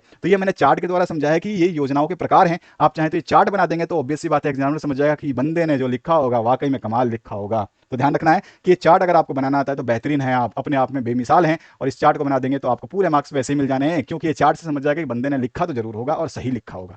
तो हर चीज़ जो है यहाँ पे बताई जा रही है, इसको समझ लेना और सोच लेना। बाकी आप स्क्रीनशॉट लेते जाओ, भागते जाओ, वीडियो 1 घंटे की बन रही है उसको 5 मिनट में खत्म कर दो, कोई इशू नहीं है, क्योंकि बच्चे हर साल चेंज होते हैं। आप आज 12वीं में हो, कल पिछले साल वाले 12वीं में आएंगे, और कौन सा बच्चा कितना देखेगा हमें भी पता है। तो हर बच्चे के ऊपर अलग अलग उम्मीदें हैं, हर बच्चा एक जैसा नहीं हो सकता, हम ये भी जानते हैं। चलिए आगे बढ़ते हैं। तो इसके हम जो है सबसे पहले हम बता देंगे समय के आधार पर। तो यहाँ पर समय के आधार पर हमने विस्तृत किया, जो मैंने आपको ऊपर डिटेल में बताया कि आपका अल्पकालीन योजना होती है और एक दूसरी होती है दीर्घकालीन, ठीक है। उसके बाद जो है प्रबंध के आधार पर होता है, और जो भी मैंने लैंग्वेज यहाँ पे लिखी है वो लैंग्वेज इतनी सरल है, इतनी स्पेशल है कि आपने एक बार अगर इस वीडियो को आराम से देखा, समझा और प्यार से सराहा, तो ऑब्वियस सी बात है जो आपने बचपन के दिन याद नहीं किए होंगे आज आपको याद आ जाएगा कि हर चीज़ याद की जा सकती है, बस भरोसा और कामयाबी हमारे ऊपर ही डिपेंड है, ठीक है ना। दूसरा पार्ट है प्रबंध के स्तर पर, जो हम क्या कह सकते हैं, तो उच्च स्तरीय का होता है एक, दूसरा मध्य स्तरीय होता है, और साथ ही साथ निम्न स्तरीय भी योजनाएं होती हैं। तो ये योजनाएं हम प्रबंध के स्तर पर बता सकते हैं। एक एक लाइनों, दो दो लाइनों में आपको मैंने जितना ही चाहा है कि छोटा से छोटा करके दिखाने की कोशिश करूं, छोटे से छोटे चीजें बताने की करूं, क्योंकि 10 नंबर का क्वेश्चन है, लेकिन जितना चाहूं छोटा ही लिखूंगा आपके लिए और आपको याद करने के लिए। हर चीज जो है बेहतरीन लिखने की कोशिश की जा रही है। इकोनॉमिक्स आपको बेहतरीन तरीके से सॉल्व करवाया गया है। बीएसटी आप देख रहे हैं, नेक्स्ट सब्जेक्ट के लिए आप कमेंट कर देना। बीएसटी के लिए मेरे पास लाखों कमेंट आए हैं, हर वीडियो मैंने किसी भी बोर्ड का वीडियो डाला उस पर कमेंट आ रहा है कि सर मेरा बीएसटी करवा दीजिए। मैं एमपी का डाला मैंने वीडियो तो बोल रहे हैं कि बीएसटी यूपी का करवा दीजिए। मतलब यूपी वालों ने बहुत ही ज्यादा मतलब मेरे को कमेंट किया, और मैं इस बात को विश्वास करता हूँ कि बच्चा जब कमेंट करता है तो शिक्षक जो है अपने आप को रोक नहीं पाता है, और ऑटोमेटिकली वो सारी चीजें दे देता है जिसकी उसकी आवश्यकता थी या जो बच्चों ने डिमांड करी है। तो समय के आधार पर हमने 2 योजनाएं बताई, अल्पकालीन और दीर्घकालीन। उसके हिसाब से प्रबंध के हिसाब से जो हमने बताई 3 योजनाएं होती हैं, उच्च स्तरीय, मध्य और निम्न स्तरीय। उसके बाद आंतरिक और बाह्य योजनाएं होती हैं। तो आंतरिक योजना हमने बताई और साथ ही साथ बाहरी योजना बताई, ठीक है। ध्यान रखना इसमें जो है आपको अलग अलग नहीं करना, इसको हमको पैराग्राफ वाइज या फिर आप पॉइंट वाइज क और ख डाल सकते हैं, कोई इशू नहीं है। उसके बाद उपयोग के आधार पर जो है स्थायी होता है और एक एकल उपयोग योजनाएं होती हैं। तो ये योजनाओं आप पढ़ोगे और आपको इतना मजा आने वाला इस पेपर के सॉल्यूशन को देख के। आपने सोचा क्वेश्चन कहां से पूछे गए यार, कैसे क्वेश्चन पूछे गए? ऐसा कुछ भी नहीं है, क्वेश्चन बहुत ही अच्छे पूछे गए हैं, लेकिन क्वेश्चन को घुमा करके पूछा गया है। घुमाता है ना एग्जामिनर, तभी मजा आता है, और एग्जामिनर घुमाता भी है और अच्छी तरह से घुमाता है, ताकि बच्चे जो है ना, देखो एग्जामिनर की हमेशा कोशिश होती है कि आपने जो नहीं पढ़ा है वो उसको देना चाहिए, लेकिन ऐसा नहीं होता है। एग्जामिनर आपका ध्यान रखता है, लेकिन ऐसा कुछ भी नहीं है, आपको घबराने की जरूरत नहीं। बस उसने जो समझाने की कोशिश करी उसको समझिए। इसका अथवा पाठ में दिया गया है संगठन ढांचे के निर्माण के समय ध्यान देने योग्य बातें कौन कौन सी हो सकती है। तो संगठन ढांचे के निर्माण के समय सबसे पहले हम कार्य की पहचान एवं कार्य का विभाजन करते हैं। उसके बाद में विभागीकरण करते हैं, कर्तव्यों का जो भी कर्तव्य ड्यूटी है उसका अलॉटमेंट करते हैं, और सूचनाएं प्रेषित करने के लिए संबंध स्थापित करते हैं। तो ये 4 चीजें जो है इस टेबल में हम बता चुके हैं। ये चार्ट बना दोगे तो आपका आधा काम खत्म।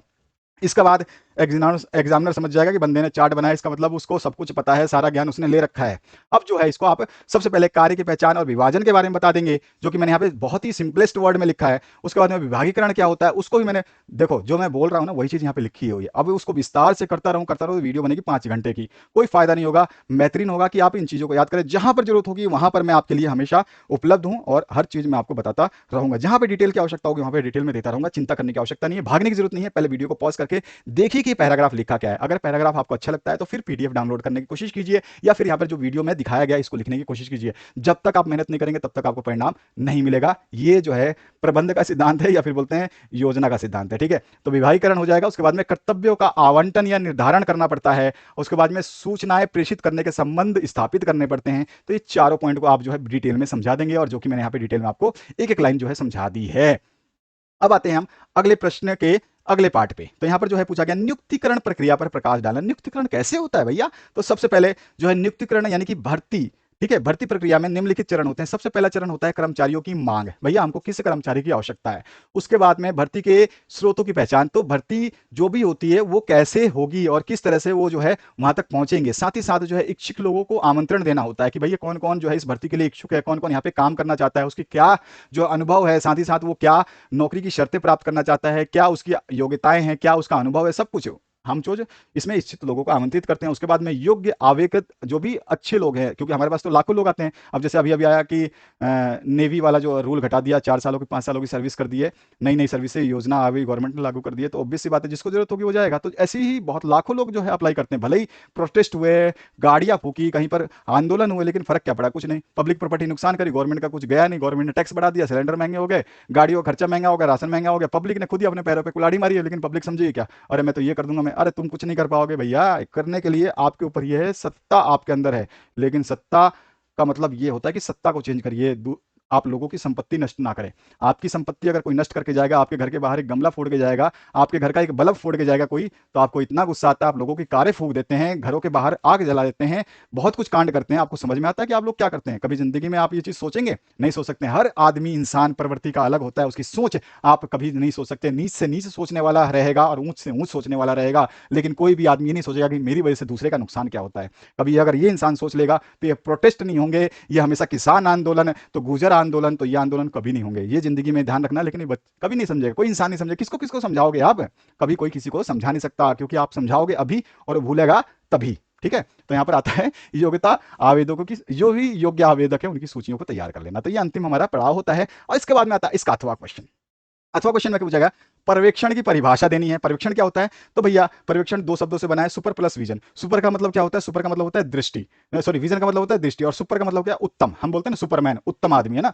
तो यह सुपर का मतलब होता है उत्तम, और विजन यहाँ पे सब कुछ लिखा हुआ है। ठीक है, यानी कि अपनी दृष्टि से उत्तम नजर रखना। ठीक है। और पर्यवेक्षण से आज से क्या होता है? पर्यवेक्षण की परिभाषा देनी, पर्यवेक्षण से आज से है जिसके माध्यम से कोई भी व्यक्ति अपने अधीन, यानी कि उसके नीचे जो भी कार्य करने वाले कर्मचारी हैं, जो आदमी हैं, उनके कार्य की देखभाल करता है, उनका मार्गदर्शन करता है, उनको समझाता है कि कैसे काम करना है। साथ ही साथ कर्मचारियों द्वारा किए जाने वाले कार्य की देखभाल की क्रिया को पर्यवेक्षण ही कहते हैं। और जो पर्यवेक्षण करता है उसको हम पर्यवेक्षक कहते हैं। तो ये हमने डेफिनेशन दे दी, आपको जो मर्जी है वैसे लिख सकते हैं, हम तो बेहतरीन बनाने की कोशिश करेंगे आपको। और किसी उद्योग उपक्रम में पर्यवेक्षण यानी कि सुपरविजन का क्या महत्व है? तो हम सुपरविजन के महत्व को कैसे जानेंगे? जब पर्यवेक्षण के महत्व को जानने के लिए हमें क्या करना पड़ेगा? एक सुपरवाइजर यानी कि पर्यवेक्षक क्या करता है वो अगर हम जान लेते हैं तो ऑब्वियस सी बात है हम पर्यवेक्षण के महत्व को जान पाएंगे। तो यहाँ पे पर्यवेक्षण क्या करता है? सबसे पहले पर्यवेक्षण जो है प्रतिदिन कर्मचारियों के संपर्क में रहता है और उनके दार्शनिक रूप में काम करता है। पर्यवेक्षक जो है क्या करता है? श्रमिकों के संबंध को विचार करता है, साथ ही साथ श्रमिकों की सारी बातें जो है ऊपर तक, यानी कि बड़े बड़े जो आपके लेवल के मैनेजमेंट है उन तक पहुंचाता है, ताकि कोई भी द्वंद्व जो है ना हो, किसी के बीच में टकराव ना हो। पर्यवेक्षण जो है वो क्या करता है?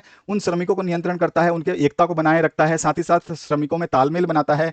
और पर्यवेक्षक क्या करता है? वो जो भी काम किया गया है या किया जाना है उसके लिए जो है पूरा का पूरा उत्तरदायित्व लेता है। साथ ही साथ पर्यवेक्षक क्या करता है? कार्यस्थल पर कर्मचारियों तथा श्रमिकों को जो है प्रशिक्षण देता है, उनको ट्रेनिंग देता है। पर्यवेक्षक क्या करता है? नेतृत्व करता है, एक लीडर की भूमिका निभाता है और श्रमिकों को जो है उनके अंदर जो है मोटिवेशन हमेशा डालता रहता है। पर्यवेक्षक क्या करता है? वो अपनी सलाह से या अपनी फीडबैक से जो भी है श्रमिकों को जो है देता है कि भैया ये चीज प्रॉब्लम है, ये चीज प्रॉब्लम है, आपके कार्य में ये कमी है, उसको जो है उसको बदलने की कोशिश करता है। तो पर्यवेक्षक के ये सारे गुण जो है बताते हैं कि पर्यवेक्षण का क्या महत्व है। ठीक है। तो इस तरह से हमने बताया कि पर्यवेक्षण का महत्व जो है पर्यवेक्षक के द्वारा निभाई गई भूमिकाओं के द्वारा समझा जा सकता है। ठीक है। तो ये सारे के सारे पॉइंट आ गए इसमें।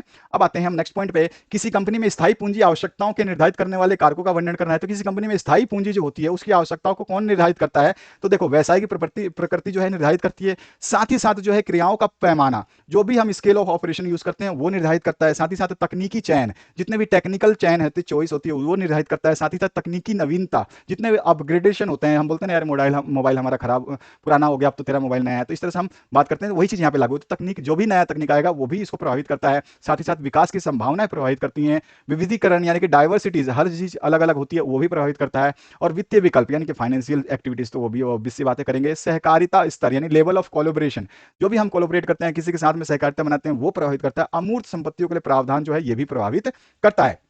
तो इस तरह से हमने देखा इस क्वेश्चन के माध्यम से कि किसी कंपनी के स्थायी पूंजी की आवश्यकताओं को निर्धारित करने वाले कौन कौन से कारक हैं। तो पहला है व्यवसाय की प्रकृति कारक, दूसरा जो है क्रियाओं का पैमाना कारक, तीसरा है तकनीकी चयन का कारक, और पांचवा है आपका छठा जो है चौथा जो है तकनीकी नवीनता का कारण, पांचवा जो है विकास की संभावनाएं वाला कारक, छठा जो है विविधीकरण का कारक, सातवां जो है आपका वित्तीय विकल्प का कारक, और आठवां जो है सहकारिता का स्तर का कारक, और अमूर्त अमूर्त संपत्तियों के लिए प्रावधान का कारक। इसमें से कोई भी आप जो है एक नहीं छोड़ेंगे, और छोड़ते हैं तो एक आधा बाई मुश्किल छोड़ेंगे। मैं कहूंगा एक भी मत छोड़िए, क्योंकि ये 10 नंबर का क्वेश्चन है, 10 नंबर लेना इतना आसान नहीं होता। जब बड़े क्वेश्चन आते हैं तो बड़े क्वेश्चन के हिसाब से बड़ा ही लिखा जाता है, बड़ा सोचा जाता है। बड़ा बनना है तो बड़ा सोचिए, छोटे को देख करके तो हम निकाल लेंगे यार, दाल रोटी तो वो भी कमा रहा है तो दाल रोटी में भी कमा लूंगा, अगर ये सोचे हम। इसीलिए तो हम नीचे से तुलना नहीं, हमारे माँ बाप क्यों तुलना करते हैं, पड़ोसी का बच्चा 100% लाया। ऑब्वियस सी बात है, आपके मन में एक डाउट आता है कि यार वो तो मेरा दोस्त तो फेल है, उसके बारे में मेरे माँ बाप बात नहीं करते हैं। ऑब्वियस सी बात है, आप भी सोचो, आप भी किसी का एग्जांपल दो, क्या देखो वो भिखारी भीख मांग रहा है, मैं भी कल भीख मांग लूंगा। ऑब्वियस सी बात है, नहीं ऐसा सोचोगे। हमेशा थिंकिंग हमारी पॉजिटिव होती है, यानी कि हम ऊंचा ही सोचेंगे तभी हमारा ऊंचा विकास होगा। हम नीचा सोचेंगे तो नीचा ही विकास होगा। दाल रोटी चल रही है तो जिंदगी भर चलती रहेगी, आप कमाओ या ना कमाओ। अर्थशास्त्र ये कहता है, बिजनेस स्टडीज ये कहता है, आप कुछ भी करो या ना करो, आपका पेट भरता रहेगा जब तक आप मरोगे नहीं, चाहे आप कुछ करोगे नहीं। लेकिन अगर आपको कुछ करना है और कुछ बनना है तो आपको बहुत ऊंचा और बहुत पॉजिटिव सोचना होगा। आप नीचे को देख करके नहीं चल सकते हो। बहुत सारी चीजें हैं, विचारशील बातें मैं बताता रहता हूं। चलो कोई बात नहीं, इस वीडियो के माध्यम से जितना आपने जाना बेहतरीन है, और आगे जानने के लिए चैनल को सब्सक्राइब करके बेल आइकन को क्लिक कर देना, बाद में पछताना मत कि छूट गया सब कुछ। अथवा पार्ट में है भारतीय प्रतिभूति, यानी सेबी के उद्देश्य क्या है और कार्य क्या है। तो सेबी के उद्देश्य क्या है, निवेशकों की सुरक्षा करना पहला उद्देश्य है, दूसरा जो है उचित व्यवहार करना, तीसरा है अधिकृत सूचनाएं, और चौथा है बाजार उपलब्ध करना, पांचवा है आंतरिक उद्देश्य। ये पांचों उद्देश्यों को हम समझा देंगे इस पॉइंट में, हम टेबुलर फॉर्म में बता देंगे भाई ये उद्देश्य है। पहला उद्देश्य निवेशकों की सुरक्षा करना, दूसरा जो है उचित व्यवहार करना, तीसरा जो है अधिकृत सूचनाएं, चौथा जो है बाजार उपलब्ध कराना, और पांचवा जो है आंतरिक उद्देश्य। दो दो लाइनों में उद्देश्य है सारे के सारे, आप आसानी से याद कर सकते हैं। इसमें कोई समझाने वाली बात नहीं है, बस इनको लिख लेना कि भाई ये उद्देश्य, ये उद्देश्य, ये उद्देश्य, आराम से समझ सकते हो। कोई डिटेल वाली बात ही नहीं है जिसको मैं आपको समझाऊं और समय आपका भी और मेरा भी नष्ट करूं। इसके बाद में सेबी का कार्य भी पूछा गया, क्योंकि 10 नंबर का प्रश्न है तो इसमें आपको 5 नंबर में बताना है कि उद्देश्य क्या है और 5 नंबर में बताना है कार्य क्या है। तो हमने उद्देश्य देख लिए, अब हम बात करते हैं कार्यों की। तो सेबी का कार्य क्या है, तो सेबी के सुरक्षात्मक कार्य अलग हैं, जिसमें हम 5 पॉइंटों को डिस्कस करेंगे। इन 5 पॉइंटों में से आप अगर 3 पॉइंट 4 पॉइंट भी लिखते हैं तो आपका सुरक्षात्मक कार्य जो है कंप्लीट होता है। उसके बाद जो है आप इसके बाद में विकासात्मक कार्य लिखेंगे, इसमें भी हमने 5 पॉइंट दिए हैं, और इसमें से भी आप 3-4 पॉइंट अगर याद करते हैं, मैं कहूंगा हमेशा पांचों पांच जितना भी इस चैनल पर दिया जाता है, ऑब्वियस सी बात है वो पूरा का पूरा एक प्रॉपर तरीके से दिया जाता है, ताकि आप इसको याद करें तो एक भी चीज छूटे तो आपको पछतावा ना हो कि मैंने 3 याद किया था, 5 दिए गए थे। तो इसलिए कहूंगा कि यहाँ पे 5 जो दिए गए हैं तो 5 को याद करिए। अगर आप एग्जाम में जाके भूल भी जाते हैं या इधर का उधर भी लिखते हैं तो आपके नंबर नहीं कटेंगे, क्योंकि आपने सारे याद किए हैं। अगर आप केवल 2 ही याद करते हैं, अगर एक भूल गए तो आपके लिए सबसे बड़ी समस्या हो जाएगी कि आपने याद किया था उसमें से भी आधा भूल गए तो सब कुछ गड़बड़ हो जाना है। उसके बाद में विकासात्मक कार्य है और संचालन नियम संबंधी कार्य जो है वो भी आपको बताना है, तो इसमें भी 5 पॉइंट है, इनको भी आप याद कर सकते हैं। तो ये सारे के सारे पॉइंट्स जो हमने लिखे हैं और इनको आप जैसे ही पढ़ेंगे आपको ऑटोमेटिकली याद हो जाएंगे। तो मैं आशा करता हूं इस वीडियो को आपने देख लिया होगा। प्लेलिस्ट आपके सामने आ रही है, वीडियो को भागने और पहले सबसे पहले प्लेलिस्ट देखिए। अगर प्लेलिस्ट नहीं देखते हैं तो आप सबसे बड़ी चूक करते हैं। प्लेलिस्ट देखिए, सबसे इंपॉर्टेंट चीज है। उसके बाद इसको शेयर कर दीजिए, दूसरा मोस्ट इंपॉर्टेंट चीज है, और सबसे मोस्ट इंपॉर्टेंट चीज है सब्सक्राइब कर लेना और बेल आइकन को, घंटी को दबा देना। भैया घंटी नहीं दबाओगे तो सब कुछ है जो है बेल आइकन प्रेस कर दीजिए। अगर आप आइकन प्रेस नहीं करते हैं तो आपको कोई भी नोटिफिकेशन नहीं मिलेगी, और जो है आप सारी समस्याओं के मतलब कहते हैं जड़ में पड़ जाओगे। तो ये सारी चीजें कर लीजिएगा, आपके ऊपर डिपेंड है। बाकी मैं तो आपको समझाता रहूंगा और हर बार समझाता रहूंगा। हर बार बच्चे नए आते हैं, हर बार हमको समझाना पड़ता है, तो यही हमारा दायित्व है, यही हमारी उपलब्धि है। थैंक यू वेरी मच इस वीडियो के साथ बने रहने के लिए और पूरा वीडियो समझने के लिए। सारे सोल्यूशंस अवेलेबल हैं, प्लेलिस्ट देख लीजिएगा। ये सबसे मोस्ट इंपॉर्टेंट चीज है, अगर आप चाहते हैं अपनी परीक्षाओं में बेहतरीन परफॉर्मेंस करने के लिए और आने वाली वीडियोस के लिए भी, अगर आप सब्सक्राइब करके बेल आइकन दबा देते हैं तो आपको नोटिफिकेशंस मिलती रहेंगी समय समय पर। Thank you very much, have a good day and best of luck for your examinations.